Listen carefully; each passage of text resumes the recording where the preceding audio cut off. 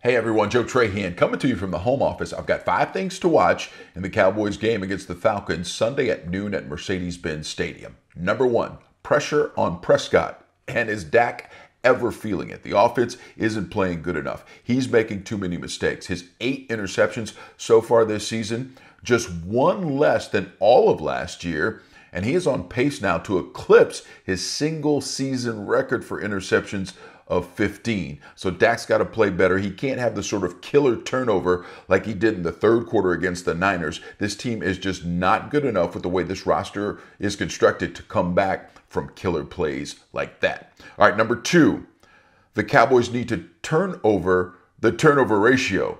Right now, they're -8 on the season. That ranks 30th in the NFL. The Panthers are actually better, and the only teams worse are the Raiders and the Titans. When you keep that kind of company, it is a bad sign.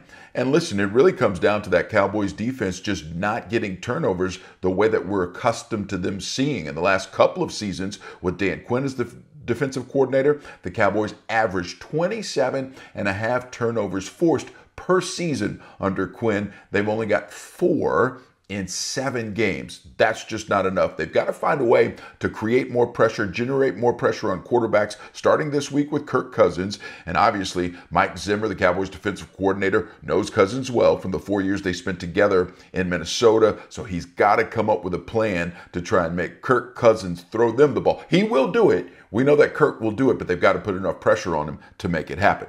All right, number 3, put the brakes on Bijan.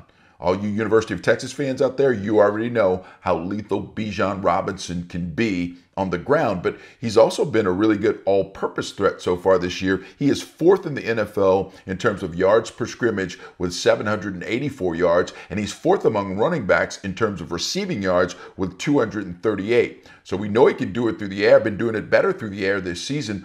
But I want to see how the Cowboys are going to try and stop him on the ground. That's the fundamental. You've got to do that first. That Cowboys run defense ranked next to last in the NFL. If Bijan runs wild, this thing could get ugly.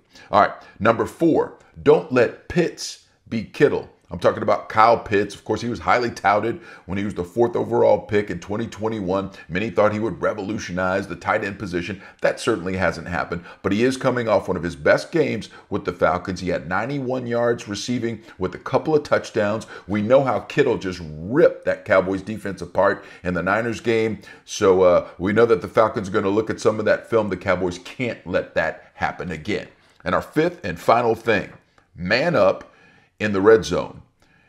The Cowboys are so bad in the red zone, it's hard to fathom. I mean, they're dead last in the NFL, but they're giving up touchdowns in the red zone at an alarming rate of 74%. 74%. And so it makes sense that the Cowboys are next to last in terms of scoring defense. They're 31st ranked, giving up 28.3 points per game. These are really bad numbers. Meanwhile, the Falcons, they're coming off scoring at least 30 points in 3 of their last 4 games.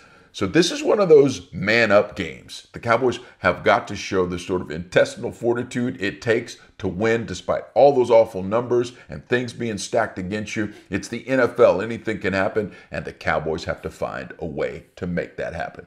All right, make sure you check us out. I'll be going to Atlanta to cover that game, and we will be live on Sports Special with a full wrap-up.